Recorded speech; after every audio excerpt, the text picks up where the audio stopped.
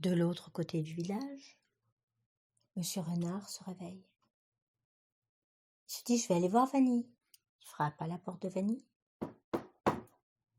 Personne ne répond. Il frappe encore plus fort. Personne ne répond. Il décide d'ouvrir la porte. Il appelle Vanille. Vanille, es-tu là? Personne ne répond. Je dis, bon, elle s'est peut-être levée très tôt pour aller à l'école. Il va à la place du village, où tous les enfants sont rassemblés, justement. Il demande à Madame Mièvre et à tout le monde si Vanille était là. Personne ne l'avait vue depuis la veille. Il va voir chaque adulte. Il rassemble tout le monde. Ils se disent tous, c'est pas possible, il va falloir faire une battue. Vanille a disparu elle aussi.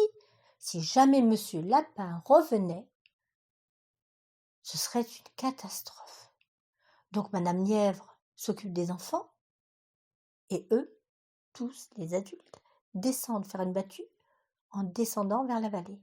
Et bien entendu, ils descendent vers la vallée, mais Vanille, elle est montée le long de la rivière, donc on sait déjà très bien qu'ils ne vont pas la retrouver. La journée passe, et le soir, tout le monde est épuisé, parce que bien entendu, ils n'ont pas retrouvé Vanille. Et tout le monde va s'endormir, va se coucher. Monsieur Renard, en passant devant la maison de Vanille, voit de la lumière. Il se dit non, j'ai dû la laisser allumer, tellement fatiguée, je vais me coucher.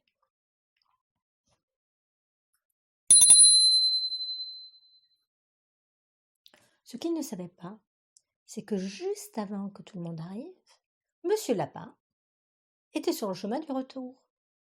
La valise pleine de cadeaux et très heureux de rentrer et de retrouver les siens. Il pensait à sa femme et à ses 3 enfants. Il était joyeux et sifflait tout le long du chemin. Et bien entendu, comme il rentrait et qu'il était un petit peu tard, il n'a vu personne, donc parce qu'il supposait que tout le monde était déjà à la maison. Il rentre chez lui, et chez lui, il n'y a personne non plus. Alors il se dit, oh, ils ont peut-être été invités chez les voisins, c'est possible. Donc je vais préparer la table, je vais mettre tous les cadeaux dessus. Et comme sa journée a été fatigante et qu'il avait fait un long chemin, il s'est assis sur la chaise et s'est endormi. Donc, lorsque Monsieur Renard a vu la lumière allumée, c'était parce que Monsieur Lapin était rentré. Monsieur Renard tourne et retourne dans son lit, ça le turlupine, cette lumière, il se lève et il va voir. Il pousse la porte et qu'est-ce qu'il voit? Mon Dieu, Monsieur Lapin, mais qu'est-ce qu'il va lui raconter? Mais comment il va lui expliquer tout ça? Oh, il se demandait s'il devait le réveiller ou pas, il savait pas comment faire. Il se décide, il dit, de toute façon, il va bien falloir lui dire la vérité. Alors il le tapote un petit peu sur l'épaule. Monsieur Lapin, Monsieur Lapin.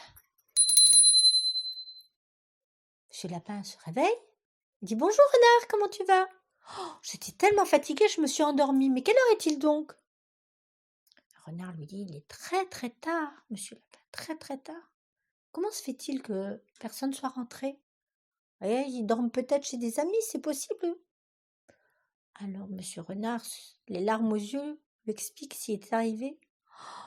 Monsieur Lapin se dit non, c'est pas possible, il se tient la tête, il tourne dans tous les sens, il tourne autour de la table, il fait tomber des chaises, il saute sur place, il dit non, non, non, c'est pas possible, je vais retrouver ma Vanille, il faut que je la retrouve.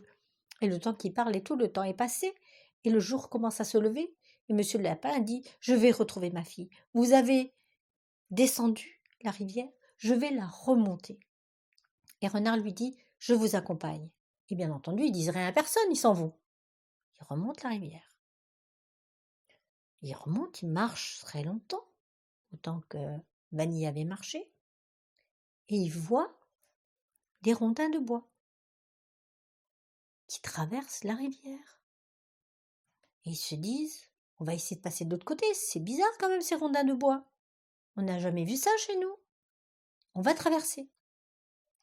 Ils se mettent à traverser tous les deux. Alors, c'est folklorique, parce que un renard sur des rondins de bois, au milieu d'une rivière très glissante, où ça glisse, il est tombé une paire de fois. Monsieur Lapin, grâce à ses grandes pattes, il avait quand même plus de facilité pour traverser que Monsieur Renard. Enfin, tant bien que mal, ils sont arrivés de l'autre côté. Et alors là, ils entendent des bruits. Et on écoute, et Monsieur Lapin, qui a des grandes oreilles, entend des bruits d'enfants. Il reconnaît la voix de sa fille. Et d'un seul coup, il commence à sauter en l'air. Vanille, Vanille, Vanille, dit-il. J'entends ma fille, Vanille. Regarde, le renard le regarde et se dit, ou alors il a perdu la tête, ou alors il entend très très bien. Parce que moi, j'ai beau renifler, et comme il avait les narines pleines d'eau, il reniflait pas grand-chose. Donc il saute, il saute, il saute, et il appelle, il appelle. Et il fait un vacarme incroyable. Et alors, Monsieur Hibou se met en colère, commence à taper très fort avec sa baguette. C'est quoi tout ce vacarme? Les enfants, taisez-vous! Et d'un seul coup, on entend une voix qui dit Vanille, Vanille, c'est papa, tu m'entends? Et Vanille qui entend son papa et qui court, qui dit oui, c'est papa, et tout le monde commence à sauter, tout le monde, et tout le monde est heureux. Vanille a retrouvé son papa. Ils sont invités dans le village à dîner, bien entendu. Ils racontent leur histoire. Et Monsieur Lapin décide de laisser Vanille dans le village et d'aller essayer de retrouver sa femme.